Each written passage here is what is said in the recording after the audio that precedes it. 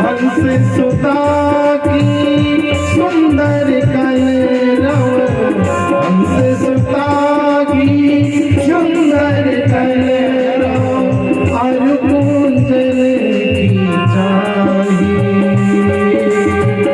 मोहि ब्रज बिसरत न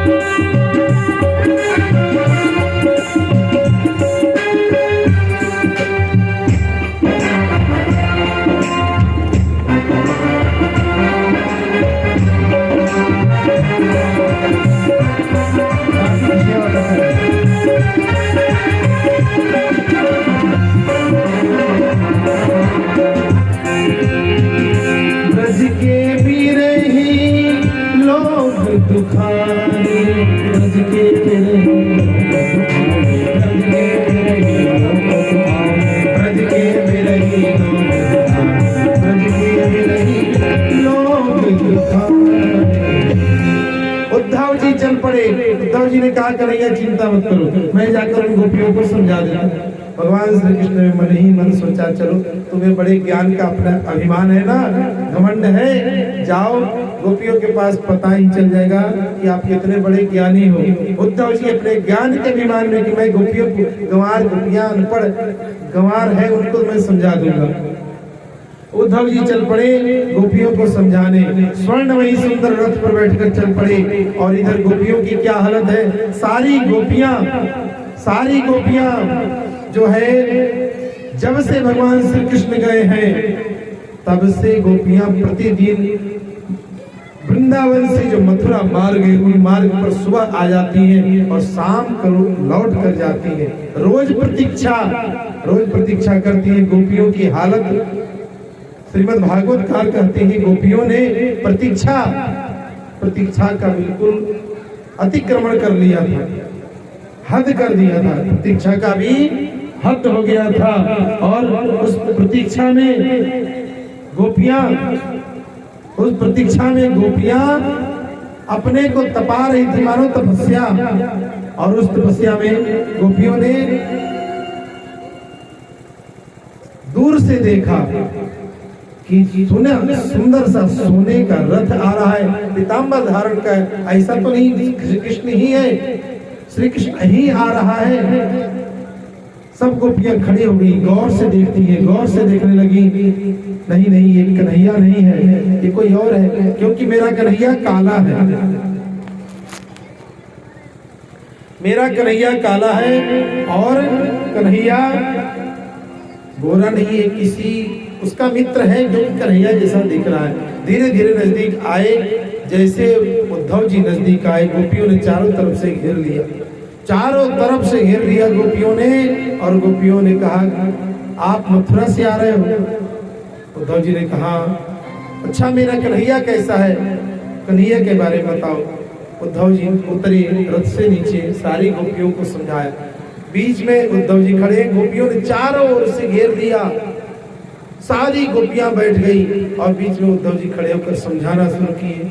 उद्धव जी बार बार समझाते हैं गोपियों, कन्हैया जिस कृष्ण को तुम कन्हैया अपना प्रियतम मानकर तुम अपना प्रियतम मान रही हो, ये कन्हैया कोई साधारण नहीं है, ये परब्रह्म परमात्मा है।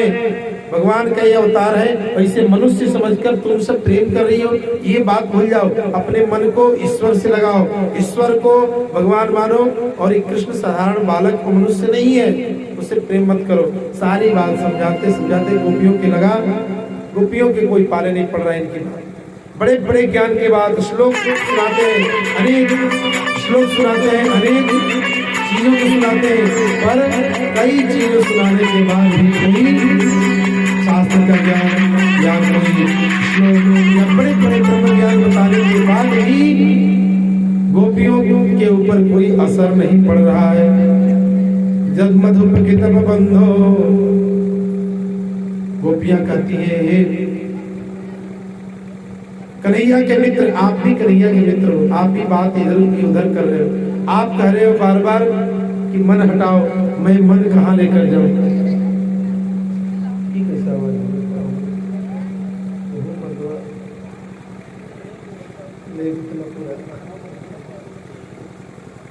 और बढ़िया बनाओ करके लास्ट तक अंत भला कर दो।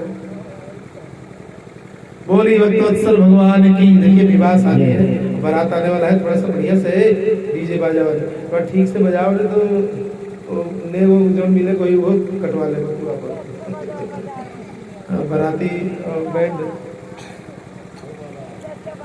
देखिए तैयारी भी हो गया है, हमारे भगवान एकदम सुंदर तैयार हो गए हैं। बस छोटी सी और कथा, उसके बाद तुरंत हम लोग भगवान विवाह की सुंदर लीला की तरफ पहुंचेंगे। भगवान का विवाह, उसके बाद थोड़ी सी और कथा रहेगी, समापन भी करना है। तो भगवान श्री कृष्ण के बारे में गोपियों को समझाते हैं उद्धव जी। उद्धव जी को समझाने के बाद गोपियां मालूम है क्या कहती है, हे उद्धव एक बात ध्यान से सुनो, मन एक होता है, उद्धव मन न भये 10-20। तुम कहते हो इधर लगाओ इधर लगाओ उधर लगाओ, एक मन था, एक रहो सो गयो श्याम संग। कृष्ण के साथ वो चला गया। अब जो कुछ बचा तो है नहीं कि तुम कह रहे हो इधर लगाओ उधर लगाओ।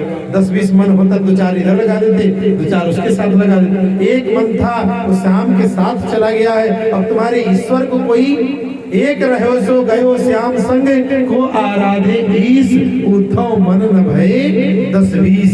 हे उद्धव 10-20 मन नहीं है। और सुनो उद्धव, इतनी बड़ी बड़ी ज्ञान देते हो ना, हे उद्धव ये ज्ञान की बात छोड़ो, आप ज्ञान की बात मत कहो। हम सबने ज्ञान देखा, बहुत बड़ी बड़ी ज्ञान देखा, ज्ञान की बात तो मत कहो।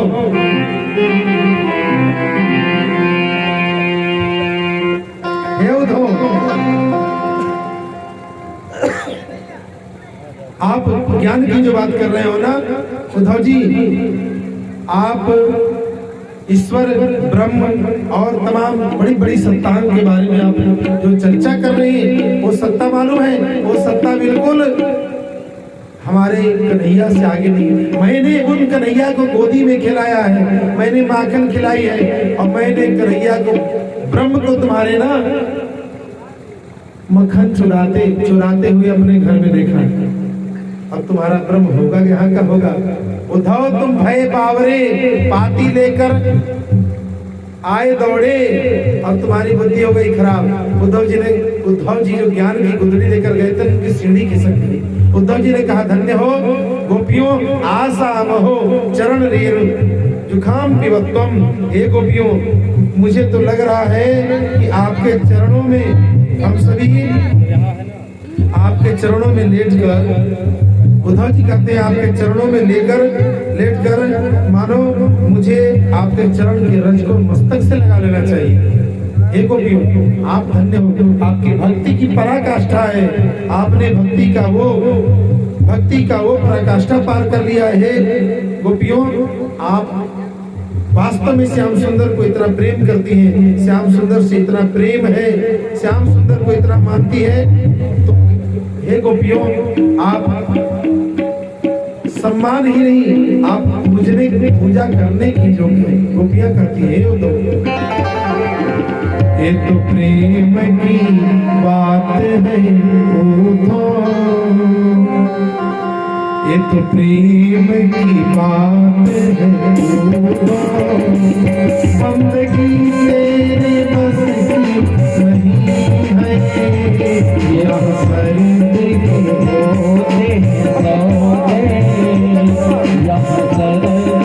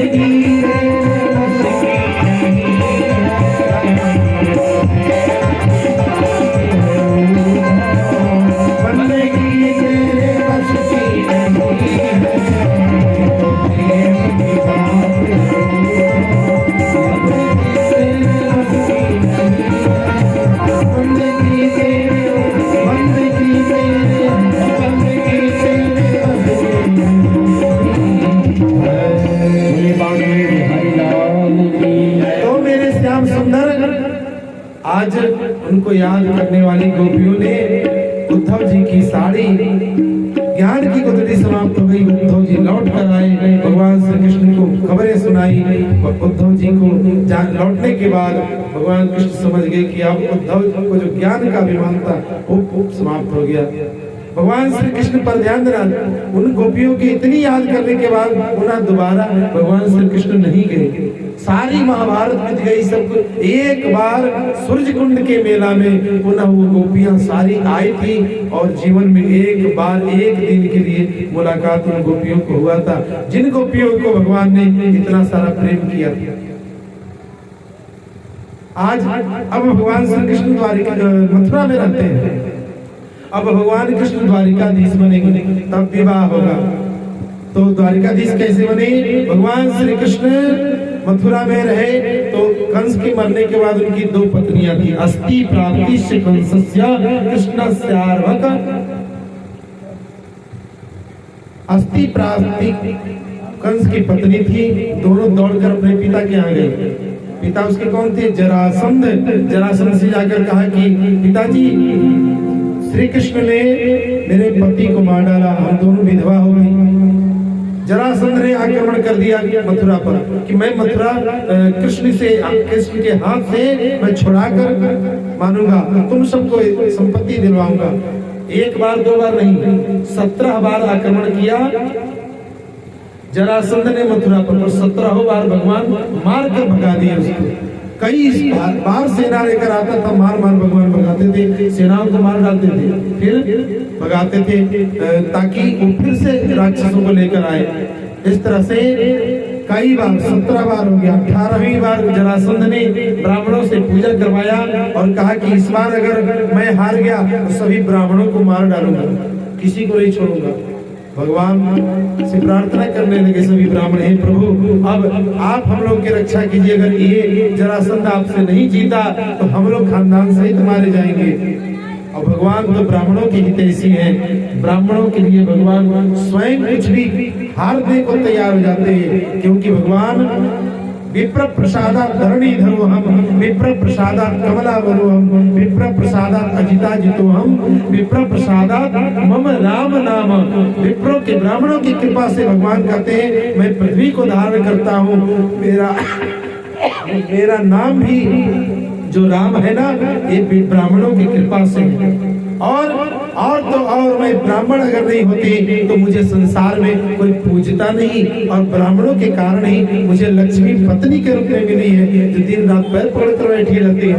तो हे प्रभु, भगवान तो ऐसे है, ऐसे श्रेष्ठ है भगवान। तो तुरंत भगवान ने कहा कि ठीक है ब्राह्मणों, आप लोग के आशीर्वाद से आप लोगों के लिए मैं एक बार हार भी जाऊंगा, उसको जीत जाने। अब की बार आक्रमण किया जरासंध, भगवान श्री कृष्ण लड़ते लड़ते बीच में से भाग लिए, इसलिए उनका एक नाम पड़ गया रणछोड़। रण छोड़कर भाग, बोलिए रणछोड़ भगवान की। जरासंध को लग गया कि हम जीत गए। अब भगवान कृष्ण को पकड़कर उनको मारना चाहा, भगवान भाग गए, पहाड़ों में प्रवेश कर गए। पहाड़ों में काल यवन को भेजा, काल यवन को मुचकुंद ने भस्म कर दिया, और इधर भगवान कृष्ण भागते। अब जरासंध के डर से भगवान कृष्ण फिर कहीं दिखाई नहीं पड़े, सीधे जाके समुद्र में मकान बनाए। विश्वकर्मा से कहकर समुद्र में सुंदर महल बनवाया, जिस पुरी का नाम द्वारिकापुरी रखा गया। अब भगवान द्वारिका में रहने लगे। अब भगवान का नाम पड़ गया द्वारिकाधीश। बोलिए द्वारिकाधीश भगवान की। और अब द्वारिकाधीश भगवान बन गए। अब भगवान द्वारिकाधीश के बड़े भाई बलराम जी का पहले विवाह हुआ। रेवत नरेश की बेटी रेवती के साथ भगवान बलराम का विवाह हुआ। जब बलराम जी का विवाह हो गया, तब अब भगवान श्री कृष्ण का नंबर आया। भगवान श्री कृष्ण का नंबर कैसे आया? ऐसे नहीं कि आराम से देखा देखी हो गया, ऐसे नहीं। एक राजा थे कुंडनपुरी, एक नगरी है दक्षिण में, वहां के राजा भीष्मक। राजा सिद्ध भीष्मको नाम विदर्भाधिपतिर्महान, तस्य पंचा भवन पुत्रः कन्यकाक्षपरानना।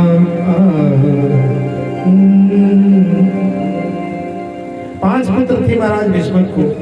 विदर्भ देश के राजा भीष्मक की पत्नी सत्यवती ने एक बार गई, माँ भगवती की परम्बा जगदम्बा की उपासना करती थी, उन्हीं की भक्ति थी। माता से प्रार्थना की, माँ मुझे पुत्र संतान नहीं है, तो माँ भगवती जगदम्बा संतान के रूप में प्राप्त हुई। भगवती का किसी के गर्भ से अवतार नहीं होता। एक कमल का फूल था, सरोवर में स्नान करने गई थी, उसी फूल पर एक छोटी सी कन्या को खेलती हुई देख ली। देखो अब भगवान का जन्म गर्भ से माता के होता है, पर कन्याओं का नहीं हुआ। कन्याओं का देखो, अब सीता जी धरती में से निकली, वैसे लक्ष्मी जी एक कमल के फूल पर दिख रही है, क्योंकि ये गर्भ में वास होता ही नहीं इनका। जगदम्बा कभी गर्भ में वास नहीं करती। कमल के फूल पर छोटी सी सुंदर कन्या को देखकर मैया सत्यवती उठाकर गोद में लेकर घर आई। उस कन्या को पालन पोषण करने लगी। दिन दुना रात चौगुना चंद्रमा के समान वो कन्या बढ़ने लगी, बड़ी हो गई, सुंदर थी। विवाह की बात आई, बड़ा भाई था जिसका नाम था रुक्मी, रुक्मबाहु, रुक्मकेशी, रुक्ममालू, माली। 5 भाई थे और एक रुक्मिणी, इसका बहन का नाम था रुक्मिणी, जिनका नाम रखा गया। रुक्मिणी अत्यंत सुंदर है, क्योंकि लक्ष्मी की ही अवतार थी। विदर्भ देश में इनका कुंडनपुर नगर है, वहां पर अब भाई को कहा गया, पिता ने कहा बेटा कोई राजकुमार ढूंढो, तुम्हारी बहन का विवाह हो जाए। राजकुमार ढूंढते ढूंढते उसने एक राजकुमार को ढूंढ लिया, जिसका नाम था शिशुपाल। महाभारत में आपने नाम सुना होगा। शिशुपाल के साथ विवाह निश्चित हो गया, और इतनी जल्दी निश्चित हुआ, परसों बारात आने वाला है।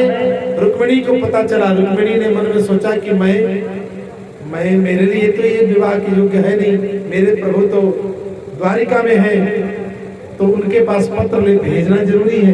कोई व्यवस्था है नहीं। एक ब्राह्मण देवता को बुलाई और एक 7 श्लोकों का पत्र लिखकर भेजा, मानो सप्तपदी लिखकर 7 वचन लिखकर भेज दी माता रुक्मिणी कि हे स्वामी, हे द्वारिकाधीश श्री कृष्णचंद्र, आप शीघ्र आकर मेरा पाणी ग्रहण करें। और उसको ब्राह्मणों से भेज दिया। ब्राह्मण एक दिन में पहुंच गया। अगले दिन भगवान कृष्ण को उसी पत्र में ललकार दिया कि जल्दी आप आकर मुझे ले चलिए, नहीं तो कोई दूसरा ये वही होगा, शेर का हिस्सा सियार खा जाए। मैं आपकी पत्नी के समान हूँ, और कैसे प्रेम पत्र भेजा। श्रुत्वा श्रुत्वा गुणान भुवन सुंदर श्रीनुतां ते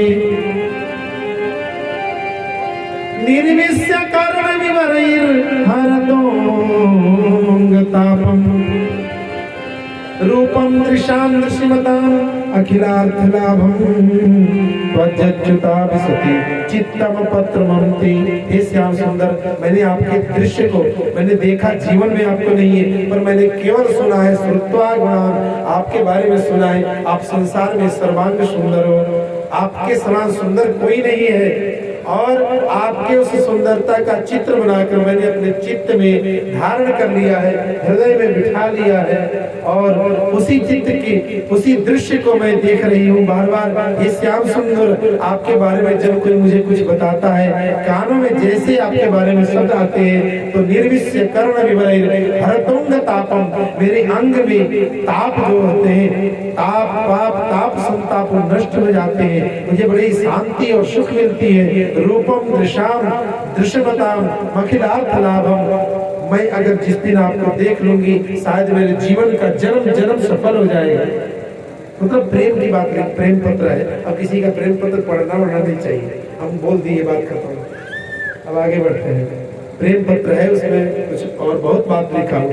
अंत में एक बात लिखा था, माता लक्ष्मी भगवान श्याम सुंदर को पत्र लिख रही है। एक बात अंतिम में, जो आप परसों विवाह है और आप मेरे कुल गुरु के कुल रीति के अनुसार मेरे यहाँ कुल देवी गौरी का पूजन करने के लिए मुझे जाना होगा। अगर उसी समय उस मंदिर के पास आप आ गए तो मैं आपके साथ चल पड़ूंगी। एक कन्हैया मुझे लेकर चलो, नहीं तो किसी सिंह का हिस्सा सियार लेकर चला जाएगा। और इसी बात को पढ़ने के बाद भगवान श्री कृष्ण तुरंत शीघ्रगामी घोड़े पर बैठे और दौड़ बहुत शीघ्र, मतलब पलकों में वो पहुंच गए वहीं जहां पर भगवान रुक्मिणी का स्वयंवर रचा हुआ था। चारों तरफ सिपाही सैनिक लगे हुए थे, क्योंकि चंद्रवंशी राजा है, इनके यहाँ बिल्कुल हाई अलर्ट रहता है विवाह में कि कब कहाँ मारपीट हो जाए। शिशुपाल राजा विवाह करने आए, राजाओं के यहाँ चारों तरफ सैनिक लगे हुए हैं। और उसमें भगवान श्री कृष्ण मंदिर के पीछे रथ को खड़ा किए और सुंदर पीताम्बर धारण किए हुए बगल से निकलते हैं। रुक्मिणी उधर सखियों के साथ आती है, सखियों के साथ रुक्मिणी आती है। और देखिएगा आप लोगों के बीच में हमारे यहाँ भी भगवान है बड़े सुंदर, वो भी आएगा। भगवान रुक्मिणी माता आती है गौरा पूजन करने के लिए, गौरी का पूजन करने के लिए माता रुक्मिणी आई। और जैसे ही पूजा करने के लिए मंदिर में प्रवेश की, भगवान श्री कृष्ण पीछे से प्रवेश कर गए, अंदर से बात करके हाथ पकड़ा और लेकर तुरंत मंदिर के बगल में रथ पर बिठाए और रथ लेकर द्वारिका की तरफ भागे। और आते आते रथ लेकर द्वारिका पहुंच गए। मार्ग में बलराम जी जाते हैं और उसके भाइयों के आक्रमण जो कर दिए थे उनसे युद्ध करके उनको बंदी बनाकर पुनः द्वारिका में लेकर आते हैं। ये तो द्वारिका में लेकर भगवान चले आए, पर बलराम जी बड़े भैया हैं, उन्होंने कहा कि देखो कन्हैया, तुम अपने ये रुक्मिणी को हरण करके तो लाए हो, पर मेरे कुल में इस तरह नहीं होता, तुम लाकर रख लिए हो गया। ऐसे थोड़ी विवाह होता है, हमारे यहाँ वैदिक विधि से भी विवाह होना चाहिए। ये नहीं भगा के लाओ और जो है राम इच्छा से, हाँ उसको फिर मंडप वैदिक विधि विधान से जयमाल इत्यादि से विवाह करो। तो भगवान श्री कृष्ण ने कहा कि बड़े भैया आप पिता के तुल्य हैं, आपके जो आदेश, सुंदर मंडप बनाया गया। रुक्मिणी मैया उसी द्वारिका में एक महल में कन्या पक्ष, एक महल में वर पक्ष, और विवाह की तैयारी होने लगी और सुंदर माता रुक्मिणी को सजाया गया। और उधर भैया लोग रुक्मिणी को सजा रही है और उधर भगवान श्री कृष्ण को सजाने लगे सब, और दुल्हे सरकार सज गए। और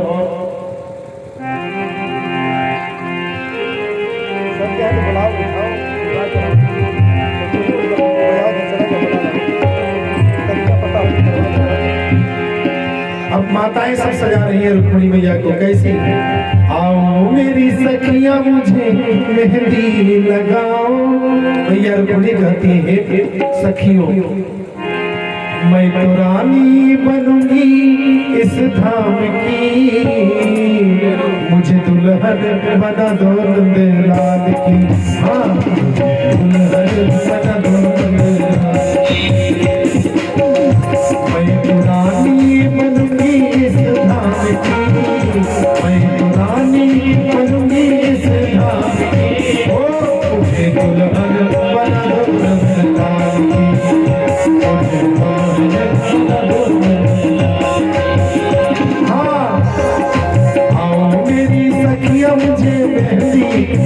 आओ मेरी मेहंदी लगा दो मुझे ऐसी सजा दो मुझे श्याम सुंदर की दुल्हन बना मुझे श्याम सुंदर की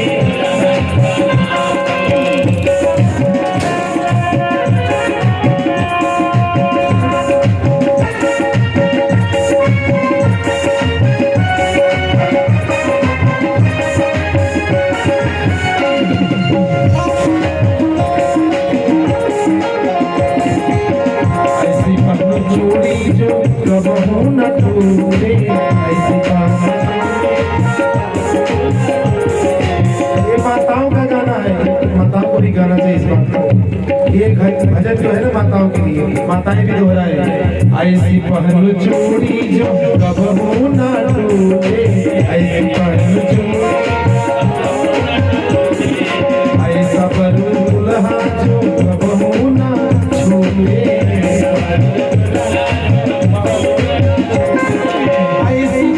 चूड़ी जो कबहू न टूटे ऐसा दुल्हा जो कबहू न छूटे आज मेरी मोतियों से मांग भरा दो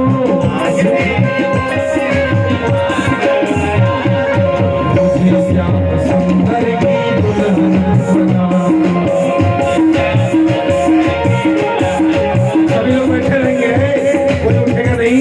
हमारे सबसे पहले लक्ष्मी माता रुक्मिणी माता आ रही है, ब्रह्मा जगदम्बा आ रही है और देखिए दुल्हन आ रही है, फिर दूल्हे सरकार आएंगे, उनका दर्शन करना है। सुंदर श्रृंगार हो गया और मैया आ रही है मंडप में जयमाल के लिए। लाल लाल चुनरी लाल लाल बिंदिया में हाथ में सजाऊंगी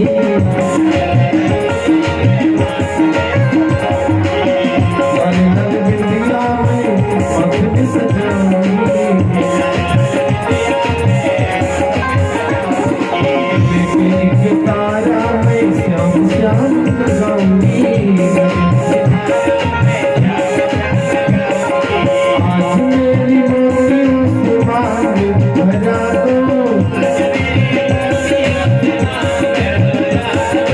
मुझे श्याम सुंदर की दुल्हन बना दो मुझे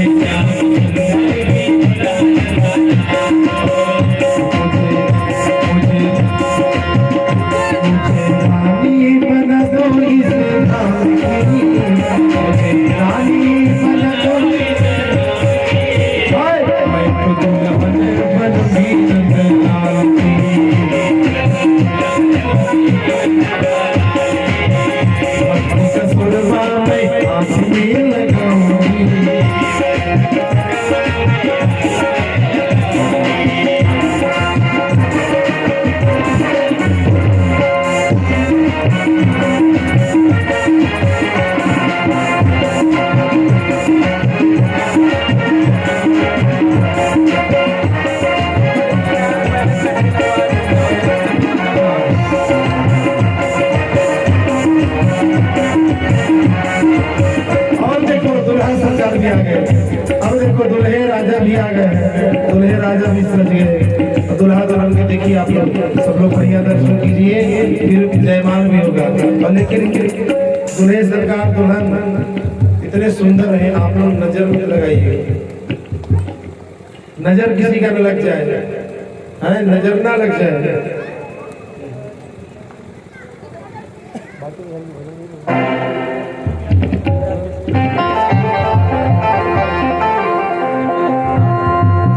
भगवान श्याम सुंदर और माता रुक्मिणी सुंदर दुल्हा दुल्हन सरकार बैठे हैं। हम सभी दर्शन करें। भगवान श्याम सुंदर हमारे कितने सुंदर है।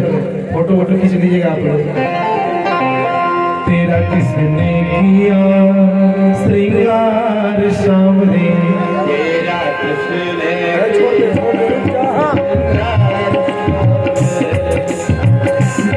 लगे दुल्हा सा तू दिलदार सामने, लगे दुल्हा सा तू दिलदार सामने, तेरा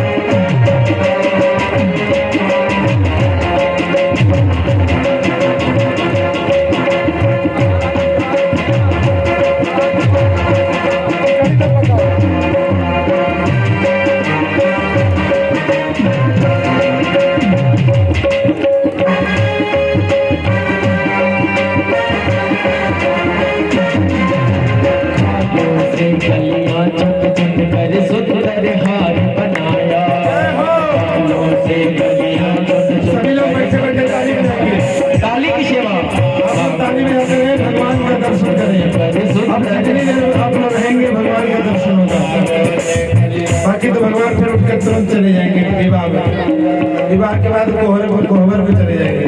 जितनी देर भगवान है आप लोग दर्शन करें और जहाँ है वहीं प्रेम से आनंद लें। और जिसको भी भजन समझ में आए साथ में गाइए कि बागों से गलियां चुन चुन कर सुंदर हार बनाया, बागों से गलियां चुन चुन कर सुंदर हार बनाया, रहे सलामत हाथ सदा हो जिसने तुम्हें सजाया, रहे सलामत हाथ सदा हो यूं सजाता रहे हर बार सामने, यूं सजाता रहे हर बार सामने, किसने किया श्रृंगार सांवरे, मेरा किसने किया श्रृंगार सांवरे, लगे दूल्हा सा तू मेरे यार सांवरे, लगे दूल्हा सा तू मेरे यार सांवरे, तेरा किसने किया श्रृंगार सांवरे, तेरा किसने किया श्रृंगार सांवरे। ध्यान देंगे भगवान श्रृंगार करके आ गए। अब सर्वप्रथम हे माताएं भी बैठे रही, अरे अभी सारा ब्याह बाकी है भगवान, ऐसा उठ के हाला करे लगे हे भगवान, ये सब तो बिगाड़िए दिए लोग काम हुआ। अरे अभी जयमाल हुई, सब लोग बैठिए, थोड़ी देर जयमाल हुई, अभी पाव पूजाई करे हे भगवान, तो कन्यादान हुई। अभी देखो सब जा रहे हैं पाप पूजा नहीं करना है, ऐसे माताएं आई है सबसे, अभी माताओं को पुरुष वर्ग को सबको समय दिया जाएगा पाव पूजा करने के, भगवान के पास आएंगे। ये जो भगवान है आप लोग सुनिए, बैठ जाइए 2 मिनट। मंदिर में जाकर पत्थर की मूर्ति की पूजा कर सकते हैं, और ये जो 2 भगवान दिख रहे हैं ना, ये खा भी सकते हैं चल भी सकते हैं। आप पत्थर वाले मंदिर को, जिस मंदिर में दिन भर आरती घंटी हिलाते हैं, आप उस मंदिर में जाकर एक लड्डू खिलाकर उस भगवान को दिखा दीजिए। अभी एक थाली लड्डू लाइए, अब इस भगवान को हम गारंटी के साथ इसी समय खिला सकते हैं। असली भगवान आ रहे हैं तो आप लोग उठ के चल दे रहे हैं, ये कौन नाटक है भाई? अब पत्थर मूर्ति पूजा करेंगे आप लोग, और लोग कहते हैं फिर विरोध करता है, उसको खराब लगता है। असली भगवान ये खा सकते हैं, देख सकते हैं, बोल सकते हैं, चल भी सकते हैं। एक बार जोरदार ताली। एकदम तभी इन लोग से लूट बाबा लोग ले जाते हैं, और कोई बात नहीं। असली भगवान प्रकट कर दिए हम यहाँ, वो चल सकते हैं, बोल सकते हैं। किसी की औकात हो मंदिर में उस भगवान को चला कर दिखा दे, बहुत बड़े कोई ज्ञानी धनवान और पैसे वाला और भक्त बनता हो। हमने भगवान को सामने देखो खड़ा कर दिया है। ये भगवान खा भी सकते हैं, आप ट्राई कर सकते हैं, लेकर आइए कुछ खिला के देखिए। ये भगवान टुकुर टुकुर ताक भी सकते हैं, अभी देखिए आप मुस्कुरा भी सकते हैं। अभी देखिए खड़े होकर शादी करेंगे जयमाला। आप लोग क्या भाव की पूजा होती है, भाव है तो देवता, नहीं तो पत्थर, भाव है तो भगवान है। सारी दुनिया बेकार है, फिर घर में रहिए सोइए, फिर दुनिया में फिर भाव नहीं है तो न पत्नी न किसी को कुछ ना समझो, जानवर हो जाओगे। भाव नहीं है, भाव नहीं है तो सही में जानवर है। बोलिए भक्तवत्सल भगवान की। अब भगवान के हमारे पहले जयमाल हो जाए, फिर पाव पूजाई वगैरह होगा। जयमाल कर रही भगवान हमारे खड़े हो जाए, सखियां तैयार हो जाए, सखियां जो सुंदर सुंदर सखियां आई हुई है सब खड़ी हो जाए बगल में, सब सखियां बगल में खड़ी हो जाए और उनको जयमाल दे।